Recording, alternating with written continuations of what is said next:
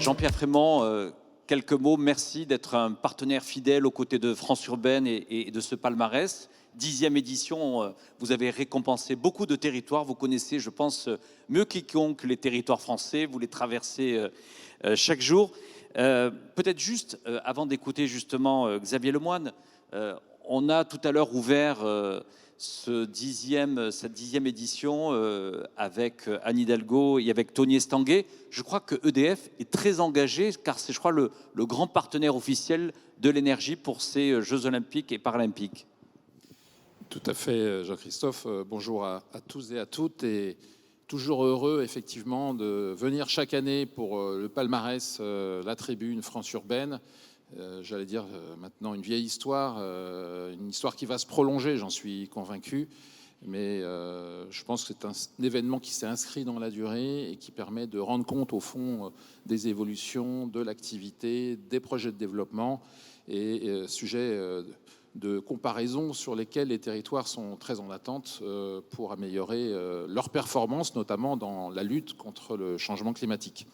Et effectivement, on est très heureux, d'autant plus de pouvoir remettre aujourd'hui le prix du Grand Paris pour l'initiative que vous portez et pour laquelle vous allez être lauréat, puisque 2024 va être un cru exceptionnel, puisque l'année des JO, cette Olympiade qui a été consacrée comme étant l'Olympiade des premiers jeux décarbonés de l'histoire. Donc, comme nous sommes dans un forum zéro carbone, ma présence ici, celle du groupe EDF, au fond, est pour témoigner de notre engagement auprès des territoires et des collectivités du Grand Paris en particulier, et de Paris, bien entendu, pour avoir réussi quand même cette transformation extraordinaire au cours des dernières années, qui a fait de cette géographie le plus grand chantier d'Europe, avec un certain nombre d'acquis qui resteront durablement dans l'avenir, des nouvelles solutions qui vont permettre d'accélérer la décarbonation des territoires. Merci Jean-Pierre Frémont. Xavier Lemoine, vous êtes donc le lauréat cette année de ce Grand Prix de l'initiative du Grand Paris, ce qui a en tous les cas... la rédaction a identifié un projet qui lui a bien plu, c'est ce défilé Culture et Création qui a fédéré plus de 40 nationalités. Alors on n'est pas dans le monde du sport, là on est plutôt dans le monde de la culture. Pouvez-vous nous en dire quelques mots? Bien volontiers, et je remercie le journal de la Tribune de s'être arrêté sur cette originalité. Alors le thème de votre matinée, je l'ai relevé tout à l'heure, quel chemin pour accélérer la sortie des énergies fossiles? Alors notre question était différente, c'était quel chemin pour accélérer la sortie de la discorde sociale? Et le climat social, il est aussi important que le climat atmosphérique, me semble-t-il. Voilà, premier point. Deuxième point, nous misons effectivement sur les énergies vivantes, et lorsque vous êtes maire d'une ville avec plus de 40 nationalités différentes, et qu'il faut faire vie commune, eh bien c'est comment on fédère à partir de la diversité, mais on donne également des sujets communs pour tous nous rassembler.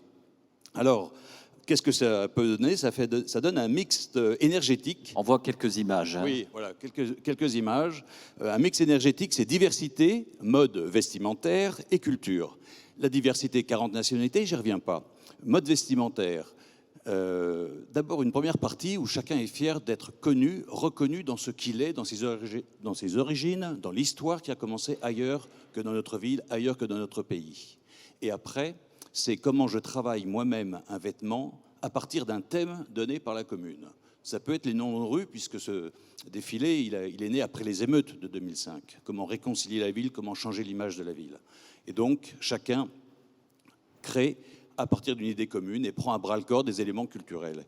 Et puis la culture, vous l'avez dit, c'est pour moi la grande mission des maires, et l'enjeu dans nos villes, l'enjeu de nos quartiers, il est culturel. Voilà comment ça nous permet de continuer à traverser toutes les crises sociales. Et ce défilé, il est aussi utile le lendemain des émeutes de 2005 qu'il l'est aujourd'hui au regard de toute l'actualité que nous vivons. Le climat social, c'est quelque chose de très important pour les maires. Et je crois qu'il y avait un clin d'œil, me semble-t-il, ou en tout cas une astuce que je remercie la Tribune d'avoir relevé et de permettre de faire connaître ce très beau événement qui, de surcroît, et parrainé par un très grand groupe, LVMH, qui nous a repérés. Et donc en termes de notoriété, d'image, eh bien, c'est une très grande fierté pour tous les habitants et de très belles trajectoires de jeunes, parce qu'il y a un prix LVMH, et ensuite ce sont des jeunes qui font des brillantes carrières dans le groupe. Voilà, très rapidement. Voilà pourquoi vous pouvez applaudir Xavier Lemoine. Merci à la ville donc de Montfermeil. Merci. Peut-être tous les deux, vous allez, je crois que le photographe vous attend pour une petite photo. Vous devez vous avancer avec le directeur général de France Urbaine et Arnaud Ngacha. Voilà, une petite photo. Alors je vous rassure, dans les prochains prix, il y aura un peu plus de mixité.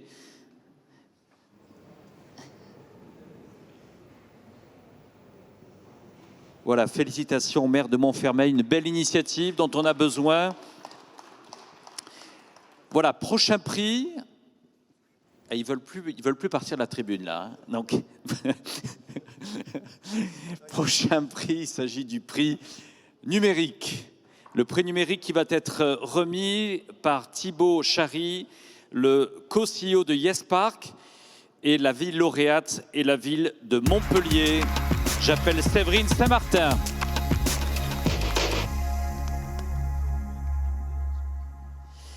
La ville de Montpellier.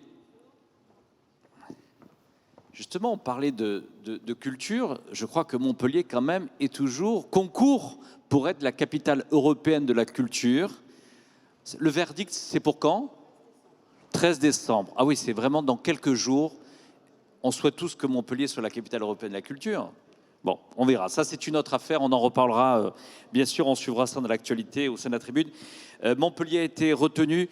Peut-être quelques mots. Thibaut Chary, vous êtes le co-CEO de YesPark.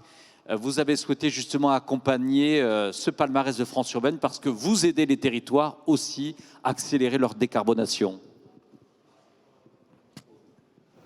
Merci beaucoup. Effectivement, je suis très heureux d'être là aujourd'hui parce que c'est mettre presque à égal des initiatives publiques et une initiative privée comme la nôtre. Alors je dis presque parce que évidemment c'est sur une échelle quand même nettement moindre. On a effectivement créé une société qui a 10 ans aujourd'hui, qui s'appelle YesPark et qui poursuit une mission d'optimiser le stationnement dans l'optique de rendre les villes plus mobiles mais également plus durables. Et on fait ça pas n'importe comment. On fait ça en utilisant les places de stationnement qui sont inutilisées sous les immeubles de bureaux ou d'habitation ou autres. Concrètement, le principe est très simple. Vous avez des citoyens qui ont du mal à se garer. Ça, je pense que ce n'est pas une nouveauté dans la plupart des villes. Mais vous avez également énormément de places de parking qui ne sont pas utilisées et qui, là, dorment sous les immeubles d'habitation, sous les immeubles de bureaux, comme je disais, sous des hôtels, etc. Donc, il y a quand même un vrai manque à gagner social. Et notre métier, c'est d'aller chercher ces places de parking, de les mettre au jour et de simplifier les stationnements.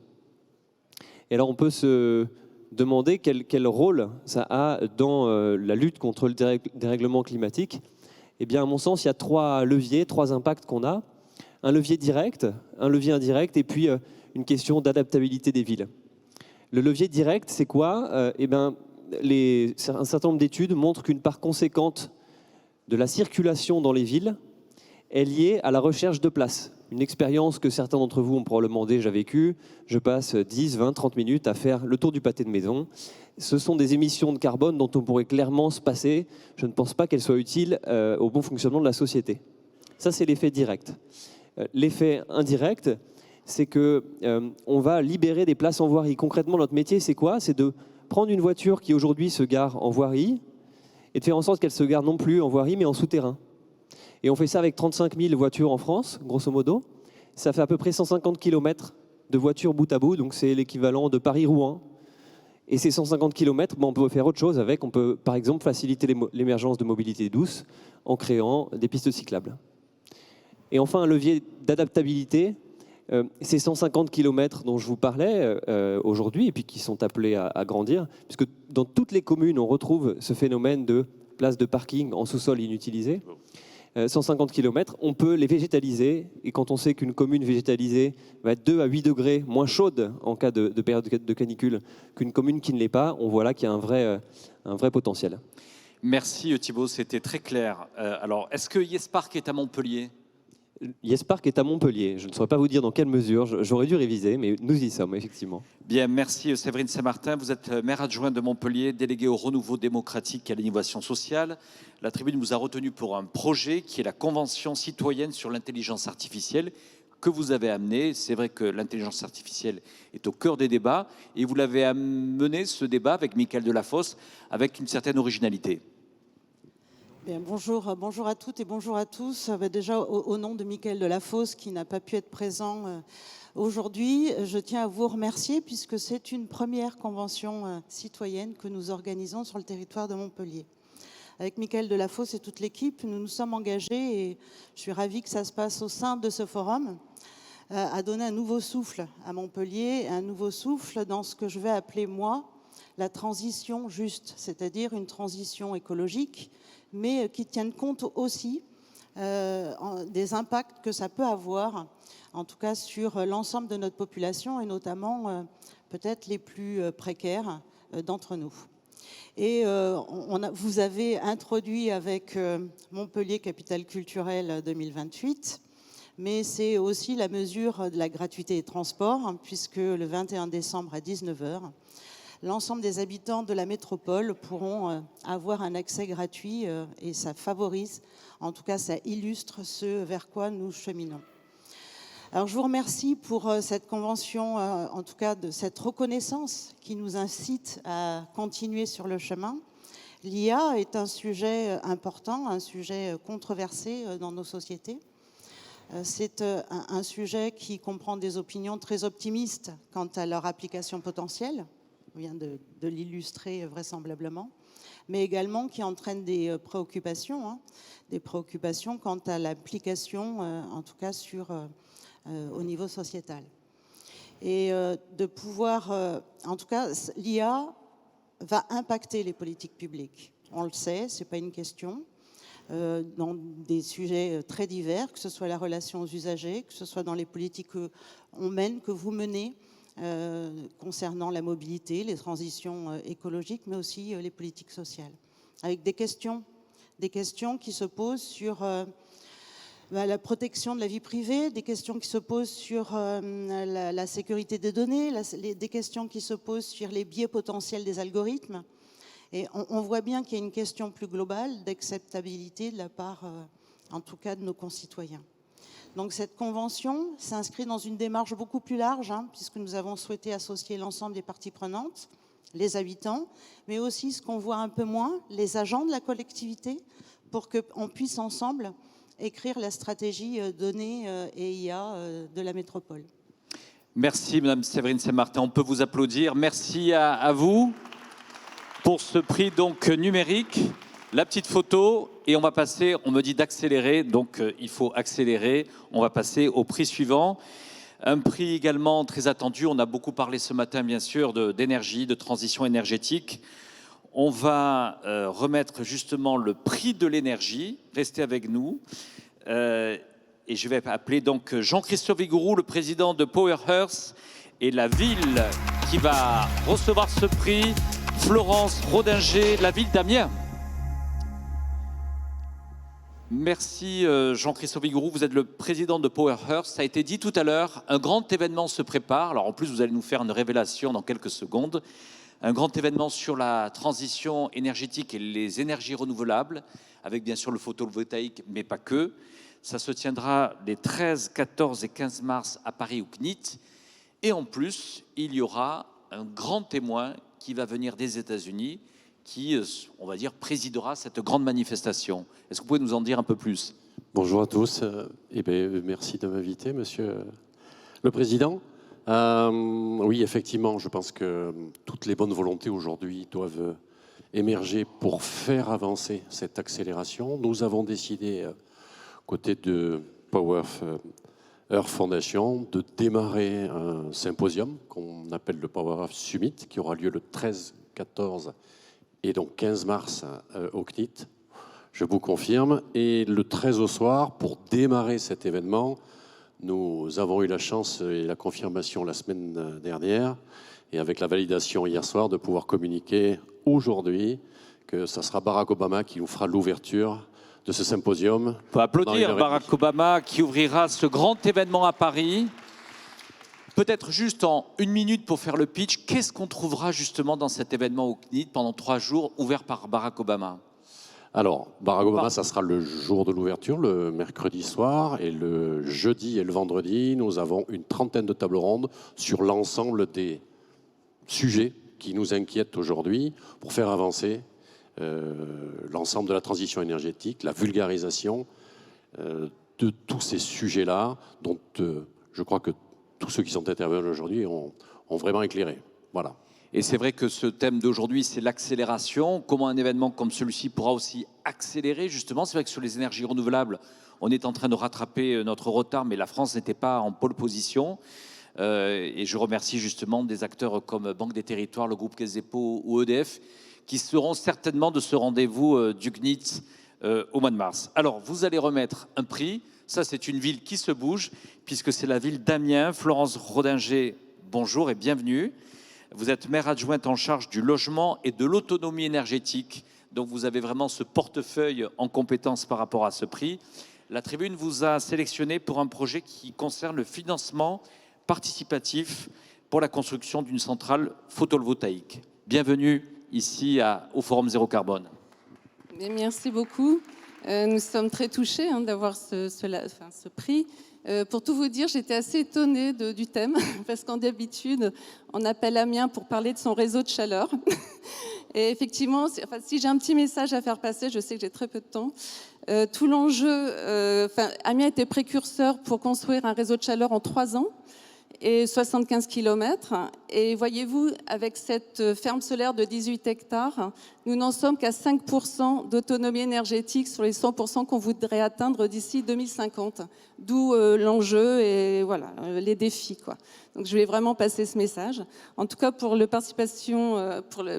financement participatif, effectivement, nous avons récolté 400 000 € qui complètent un investissement de 9 millions au départ, et qui a concerné à 90% les prêteurs qui sont des locaux.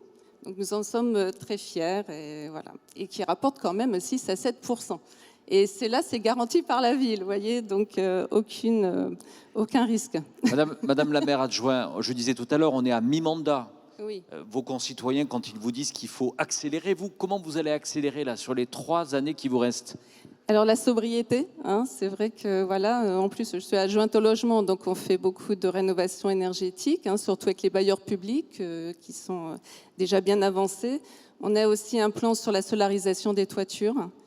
Et voilà. Et donc c'est vrai que le maître mot sera la sobriété, parce que vous voyez, même en multipliant les énergies renouvelables, on est là qu'à 5% avec déjà tout ce qu'on a fait. Donc voilà. Merci. On peut applaudir. Donc c'est la ville d'Amiens. Voilà pour ce prix. Merci Jean-Christophe Vigourou. On se retrouve tout à l'heure.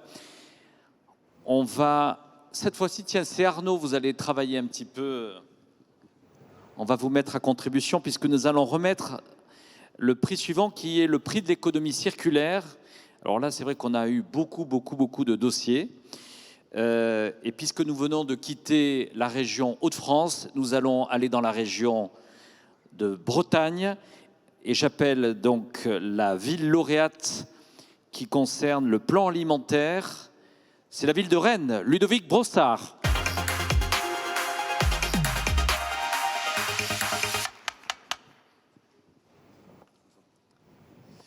Bien, dites-nous, Ludovic Brossard, la Tribune vous a retenu, la ville de Rennes, pour son plan alimentaire, qui, je crois, est un plan 4 ans, c'est ça? 4 ans, c'est un plan alimentaire sur 4 ou 5 ans? Tout à fait. Qui va jusqu'à 2027. C'est ça, 2023-2027. D'abord, je remercie, j'excuse Nathalie Appéré, maire de Rennes et présidente de la métropole rennaise, de ne pas pouvoir être là avec vous. Je remercie la Tribune, France Urbaine et la ville de Paris pour l'accueil. Merci beaucoup pour ce prix. Alors effectivement, le plan alimentaire durable, l'objectif pour nous, c'est de construire une économie qui prend soin du vivant et de fait de pouvoir travailler avec les agriculteurs de notre territoire sur la contractualisation de long terme pour l'approvisionnement de notre restauration collective scolaire, notamment sur les produits bio et locaux.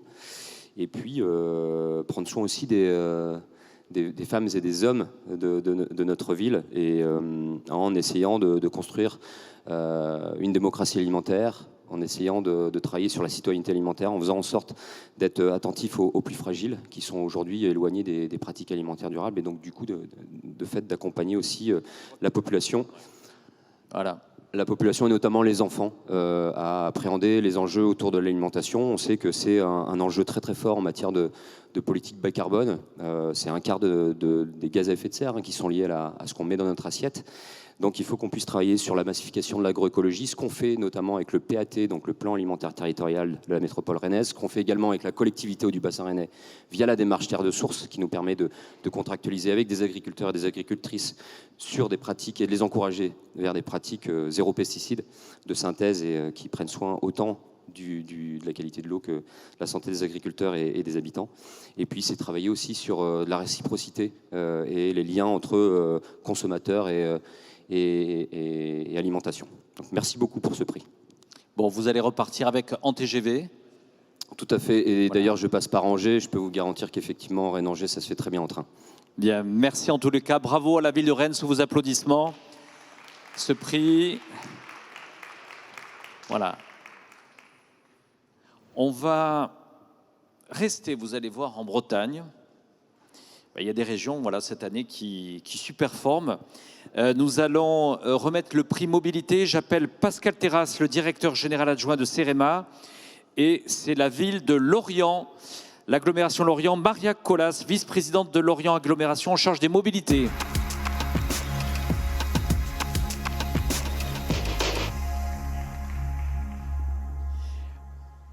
Pascal Terrasse, quelques mots. Directeur général au niveau du groupe CEREMA, quelques mots, comment vous accompagnez, vous aidez, vous accélérez la décarbonation des territoires? Merci d'abord de votre invitation. Et puis, le CEREMA a le même âge que votre forum, 10 ans. On va les fêter dans quelques jours maintenant. Le CEREMA a beaucoup changé. C'est l'établissement public qui est en charge de l'adaptation au changement climatique. Et depuis peu, nous sommes aujourd'hui un établissement qui a une singularité unique en France, puisque nous appartenons à la fois à l'État, avec des politiques portées par le ministre Béchu et par le secrétaire général à la planification que nous avons entendu ce matin. Et en même temps, nous sommes aujourd'hui propriété des villes, des départements et des régions françaises, Lorient Agglomération et adhérents au CEREMA. Et donc nous intervenons régulièrement dans l'espace hexagonal, mais aussi sur les territoires ultramarins, sur divers sujets. Alors les mobilités, évidemment, dernier kilomètre, sur cette capacité à faire en sorte que la question des mobilités, ce n'est pas seulement la ville, c'est aussi les zones plus rurales, plus retirées. C'est cette réflexion que l'on doit faire aussi avec les AMO sur notre capacité à imaginer des énergies plus propres. Mais c'est aussi le littoral avec le recul du trait de côte, c'est la renaturation de nos villes. Ce sont des engagements sur les risques naturels qui sont de plus en plus forts. Et comme je l'ai entendu ce matin dans l'expression des uns et des autres, les plus 2 degrés, ce n'est pas une crise, c'est un fait. Peut-être que les plus 4, on les vivra. Et le CEREMA va s'engager dans les semaines à venir sur un engagement très fort qui va imaginer des territoires à plus 4 degrés. Voilà. Et donc, on aura une AMI qui va nous permettre de voir comment on vit à Lyon, par exemple, Lyon, qui aura un climat assez proche de Casablanca aujourd'hui. Merci Pascal Terrasse. Bravo Maria Colas, vous êtes justement vice-présidente en charge des mobilités au niveau de l'agglomération de Lorient, sur un projet voilà, qui a été remarqué, à la fois détecté par tout le travail des équipes de France Urbaine et ensuite retenu par la rédaction de la Tribune. C'est le déploiement du bus BioGNV. Peut-être une réaction? Merci beaucoup pour ce prix. C'est vrai que c'est une politique qu'on a pris à bras-le-corps en arrivant, essayer de décarboner nos transports publics. On a reçu nos 10 premiers bus BioGNV en 2022. C'est un gaz qui provient de notre centre d'enfouissement des déchets ménagers sur la commune d'Assassin-le-Christ. Et donc avec ce gaz, on arrive à alimenter nos bus. Depuis, on en a eu 6 autres. L'année prochaine, début janvier, nous recevrons des bus hydrogène. Nous venons de lancer commande d'un bateau électrique parce qu'on a la particularité d'avoir une rade et d'avoir des communes qui se trouvent outre-rade. Donc nous transportons 1 million de passagers par an, donc nous aurons un bateau électrique. Et pour le plus gros de nos passagers, nous rentrons dans la construction d'un bateau hydrogène. Donc on est en plein dans la décarbonation. Et je pense que d'ici 2030, au niveau des énergies, on sera 100% énergie verte. En tout cas, ils sont beaux vos bus, hein, ça nous donne envie d'y monter. Hein. Ben, il faut... Ouais, je pense que quand on change, il faut vraiment changer le look. Ça a été notre politique. Vous allez voir, les bus hydrogènes auront aussi un look très particulier. Ça se remarque, ça se voit. Tout le monde sait que c'est du bio-GNV. Et chacun a appris que ce gaz, c'était du CH4. En plus de ça, c'est assez ludique comme approche. Merci, bravo la ville de Lorient. Merci à Maria Colas. La petite photo pour immortaliser ce moment. Et nous allons passer à un prix également qui est souvent très disputé. Puisqu'on le sait maintenant, depuis peut-être l'ère post-Covid, les villes moyennes reviennent en force. Les villes moyennes, elles sont de plus en plus attractives. Et pour nous, c'est très important de récompenser les villes moyennes. D'abord, elles sont beaucoup accompagnées par notre partenaire, le groupe Caisse des dépôts, mais aussi avec ICAD. Et donc, je vais appeler le remettant. Il est habitué à venir ici au Forum Zéro Carbone. On a de la chance parce qu'il est passé par Paris aujourd'hui, on l'a attrapé. Je vous demande d'applaudir le professeur Carlos Moreno. Et la ville lauréate, c'est la ville de Cherbourg-en-Cotentin, monsieur le maire Benoît Ribé. Merci. Merci, cher Carlos Moreno. Oui, ce n'est pas hasard. On a voulu que vous puissiez remettre la ville moyenne pour deux raisons. D'abord, bravo encore au best-seller La ville du quart d'heure, un livre que vous aviez présenté ici maintenant, il y a, même je crois, il y a 2 ans ou 1 an 3 ans.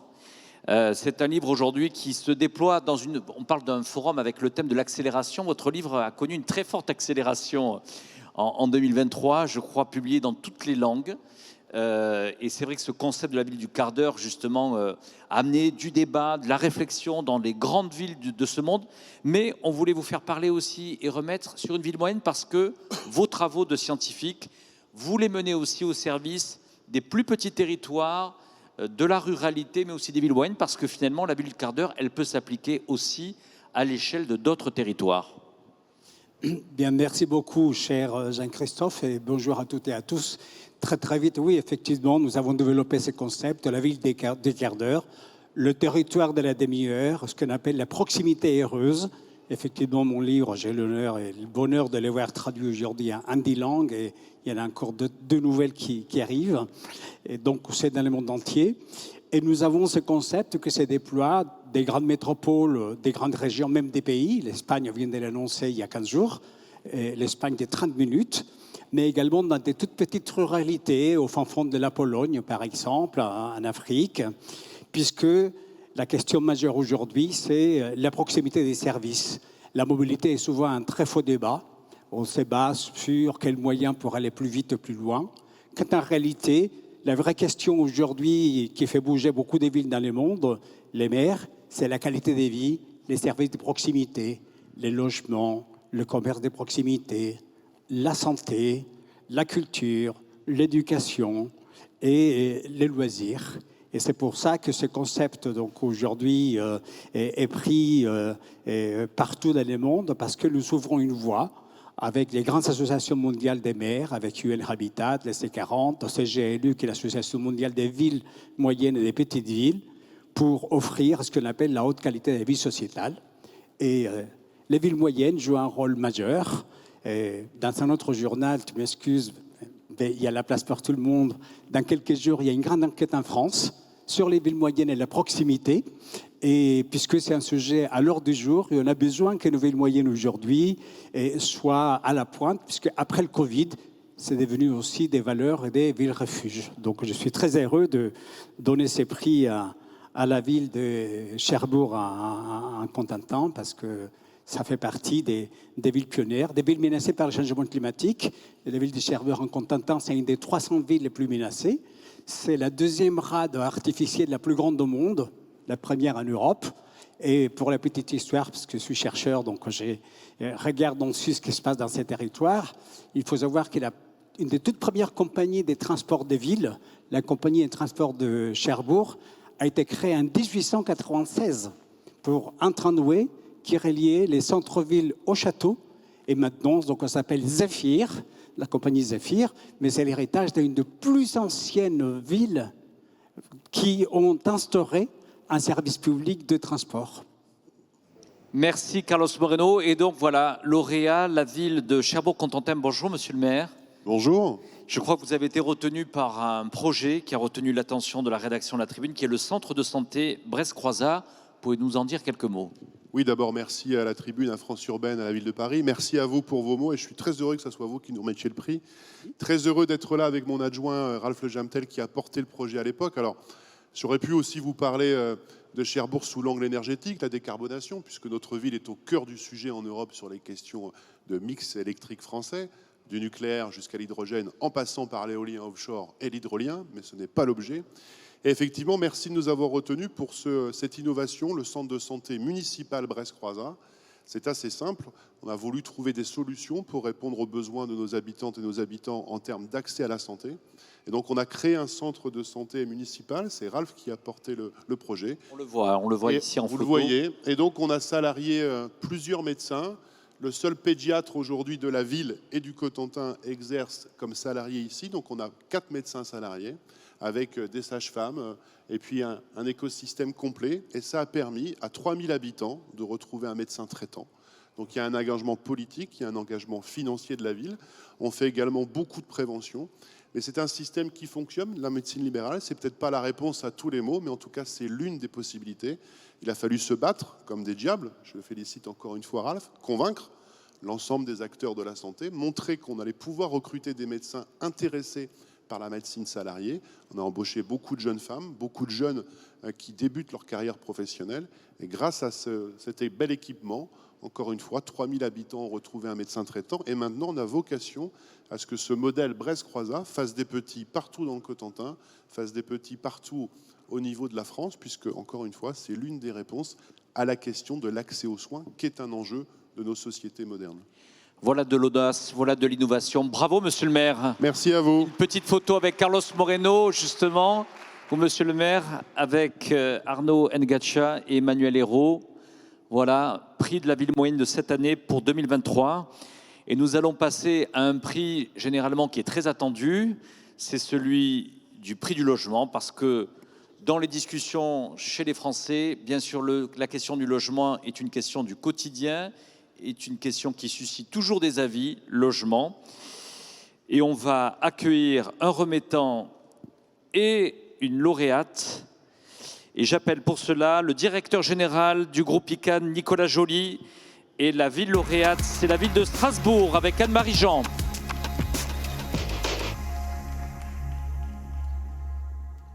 Voilà, nous passons cette fois-ci dans la région Grand Est.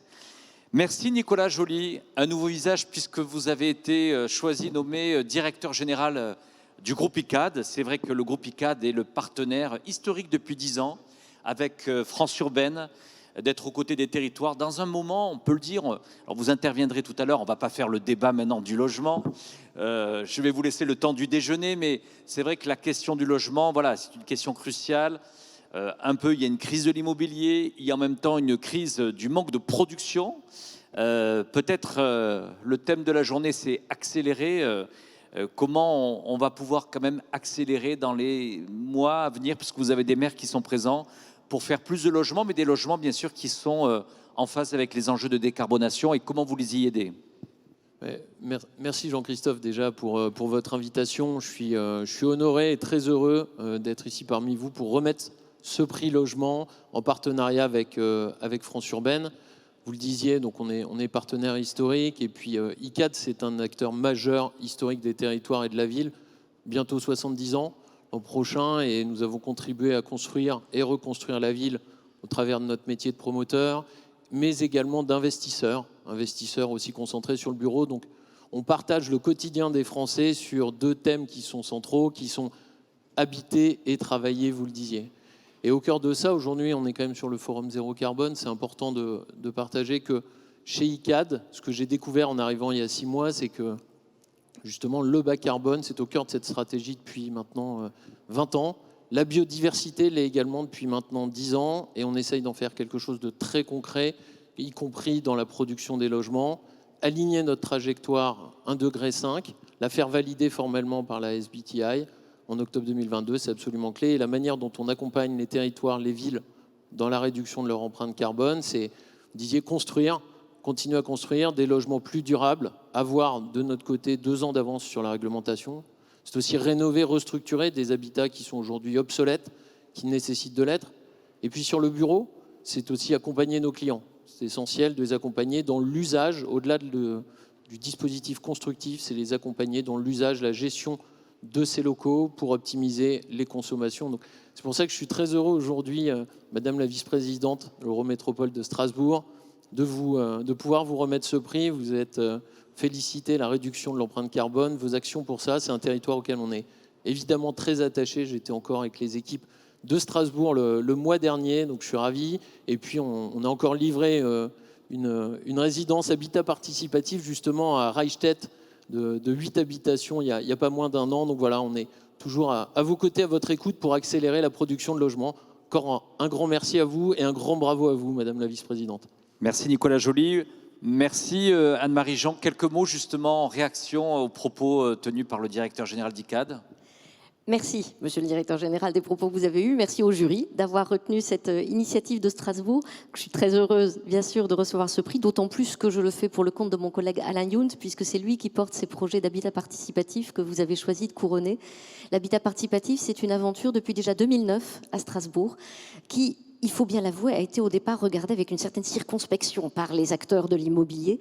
C'était à l'époque uniquement des projets en autopromotion qui du coup leur échappaient un petit peu et qui se sont avérés aussi très lourds à porter par les personnes qui étaient engagées. Et donc assez vite, dès 2011, on a commencé à travailler avec les bailleurs sociaux, avec d'autres acteurs pour intégrer de l'habitat participatif à des projets plus larges.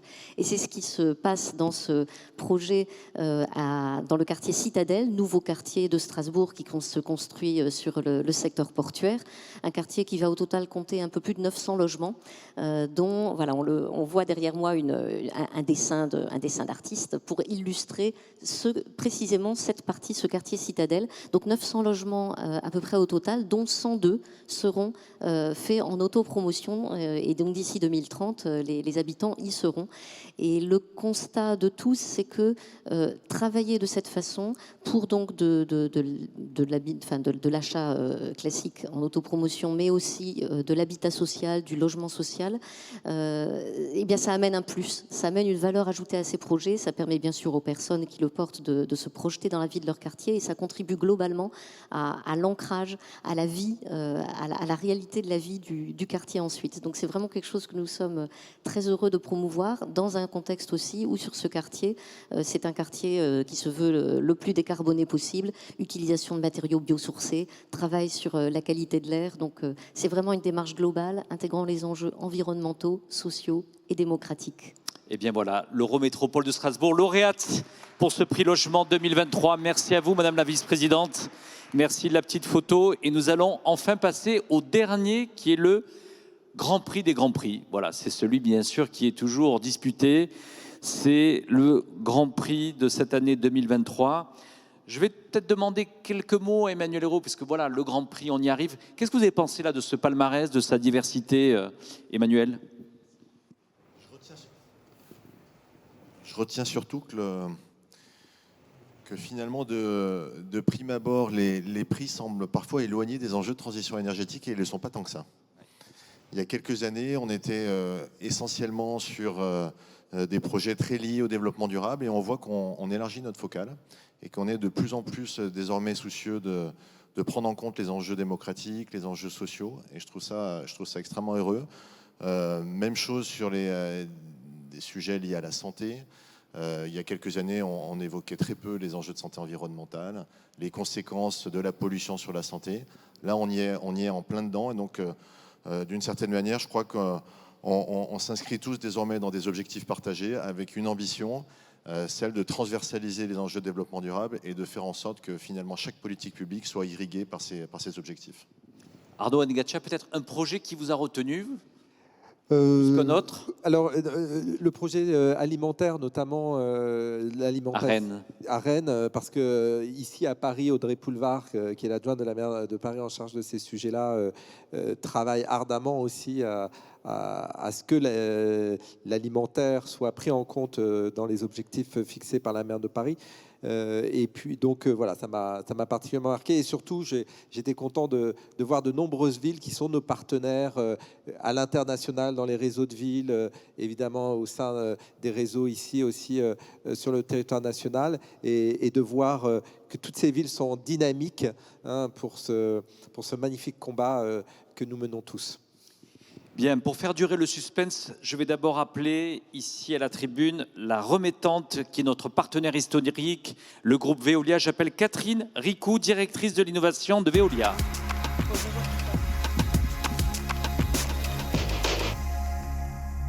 Bonjour Catherine, je vous ai écouté tout à l'heure. C'était passionnant ce débat auquel vous avez participé. Ça s'est bien passé pour vous? Ça s'est très bien passé, et merci, Veolia est ravi d'être partenaire historique. On est au cœur de nos sujets et de ce qui nous fait vraiment continuer dans la transformation écologique. Oui, comment justement Veolia, on s'est tous dit ce matin en ouvrant cette journée avec Tony Stanguet et Anne Hidalgo, il faut accélérer, les maires veulent accélérer. Alors bien sûr avec les contraintes aussi de l'argent public, pas toujours évident. On recevra tout à l'heure cet après-midi Olivier Sichel qui prête aussi aux collectivités locales pour accélérer cette transition écologique. Mais vous, comment vous pouvez encore mieux aider les collectivités à accélérer leur transition écologique? Alors nous, on a parlé tout à l'heure d'énormément de solutions, mais nous surtout, ce qu'on se dit tous les jours quand on rencontre effectivement nos clients collectivités locales, c'est qu'on est là pour vraiment les écouter. Ce sont quand même vraiment eux qui gèrent toute la complexité en fait de l'écosystème des parties prenantes et des territoires, avec beaucoup d'injonctions paradoxales en fait, des conflits d'usage, on l'a vu. Donc nous on est là, on gère des services essentiels, que ce soit l'eau, l'énergie, les déchets. Parfois on parle soit à leurs hôpitaux sur des sujets énergétiques, à leurs clients sur des sujets de distribution d'eau. Donc il faut qu'on apprend tous les jours d'ailleurs à se mettre plutôt à leur service pour essayer de trouver la meilleure solution. On est souvent sur des solutions sur mesure. On a des solutions qui existent, on a des sujets qu'il faut qu'on construise pour eux. Donc notre but, c'est vraiment de les écouter et de prendre le temps, parce qu'on sait bien qu'ils gèrent un écosystème qui est très complexe avec plein de parties prenantes. Et puis Veolia est partout, sur tous les continents. Vous avez le maire adjoint aux affaires internationales.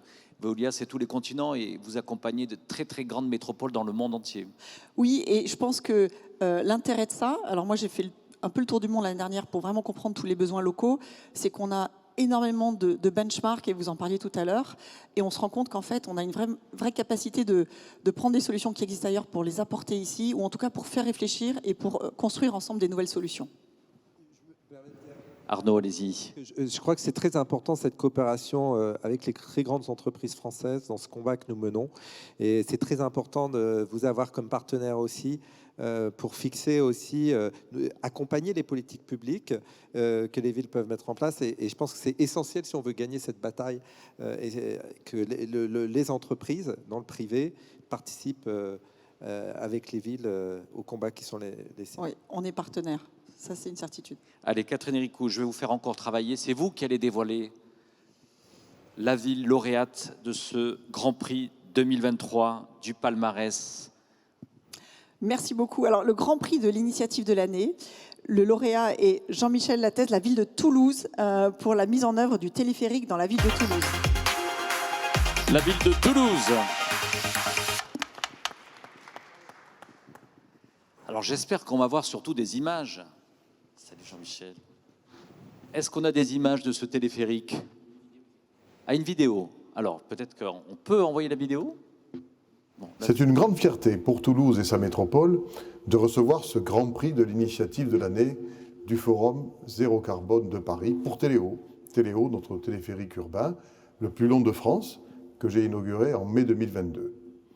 Depuis 2014, nous avons fait du développement des mobilités décarbonées l'une de nos priorités, notamment à travers une 3e ligne de métro de 27 km de long, et puis Téléo. Téléo avec une idée futuriste, et de cette idée, nous avons fait un projet concret. Silencieux, respectueux de l'environnement, Téléo répond à un besoin réel des Toulousains, tout en préservant le cadre de vie des riverains. Avec ce téléphérique urbain de 3 km, nous proposons une alternative à la voiture pour relier les sites hospitaliers très attractifs de l'Oncopole. L'Oncopole génère 10 000 emplois, L'hôpital de Rangueil, où sont réalisées pas moins de 200 000 consultations médicales chaque année, et l'université Paul Sabatier et ses 30 000 étudiants. Le trajet entre ces 3 sites peut désormais être réalisé en 10 minutes par Téléo, alors qu'il s'effectuait en 30 minutes en voiture. Or, Téléo est 100% électrique, ce qui le rend 30 fois moins polluant que la voiture. Je veux également souligner que Téléo est accessible aux personnes à mobilité réduite et que nous savons à quel point l'accessibilité est un enjeu très fort dans les transports publics. 1 an et demi après son lancement, Téléo est un véritable succès. Nous avons enregistré pas moins de 2 400 000 trajets depuis l'inauguration. Surtout, les salariés de la zone se l'approprient. Il y a désormais 6 000 voyages chaque jour, pendant les jours de semaine, contre 5 200 l'année dernière. Je sais que d'autres territoires, nombreux ailleurs en France et même à l'étranger, songent à ce téléphérique et viennent visiter notre bel équipement. Alors je souhaite que toutes les villes fassent équipe pour la transition écologique en s'inspirant les unes des autres. Téléo a un impact au-delà de la ville rose et j'en suis le premier heureux. Voilà, c'était le maire de Toulouse, monsieur Jean-Luc Moudenc. Bonjour, monsieur le maire adjoint. Bonjour, vous êtes le vice-président de la métropole de Toulouse et vous êtes le patron, le président de l'autorité de transport à Toulouse, tissé aux collectivités. Voilà, vous êtes le Grand Prix. C'est vrai que ça nous donne tous envie d'aller monter sur le Téléo quand même. Hein. Oui, il y a 30 ou 40 ans, s'il avait fallu faire un équipement pour passer au-dessus d'un fleuve ou devant une colline, on aurait fait un immense tunnel à voiture et on serait passé dessous. Aujourd'hui, on fait autre chose. On utilise un système qui permet de passer au-dessus avec quelques pylônes, un système électrique. Il y a une ferme solaire en dessous qui consomme 3 fois plus que ce que consomme Téléo. Et donc, je crois que c'est vraiment quelque chose qui s'inscrit dans le temps. Alors, je voudrais juste ajouter un petit mot en votre direction à tous les 3. Tout à l'heure, Jean-Christophe, tu as dit on va mettre en valeur les élus locaux. Quand un élu local redescend avec un prix comme ça dans sa ville, ben, il gagne en crédibilité. Je voudrais vous remercier pour ça. Merci à vous, Jean-Michel. Bon, peut-être un mot, la Téléo, ça vous plaît? Bon, Veolia est présent également à Toulouse, comme vous êtes présent dans beaucoup de villes, mais voilà, les questions de mobilité, Téléo, ça vous donne envie d'y aller? Parce que vous avez fait le tour du monde, autant faire le tour de Toulouse en Téléo. Ah bah, bien sûr que je vais y aller. En plus, moi, je suis née dans les montagnes, donc voilà, à Grenoble. Donc, je vois effectivement l'enjeu du téléphérique. Et puis, je pense que ça redonne aussi sur les territoires une autre dimension et puis un peu un imaginaire désirable, parce que la transformation écologique, il faut bien qu'on se projette en fait dans le futur. Donc, je pense que c'est une très belle initiative. Bravo. Il y a une dimension ludique derrière qu'on ne connaissait pas et qu'on a découverte à l'usage. Arnaud Anegacha. Je suis très impressionné, bravo, mais je sais que Toulouse fait des choses formidables. J'ai vu encore dernièrement le maire qui était là pour l'événement organisé par Philippe Douste-Blazy pour votre centre d'écologie.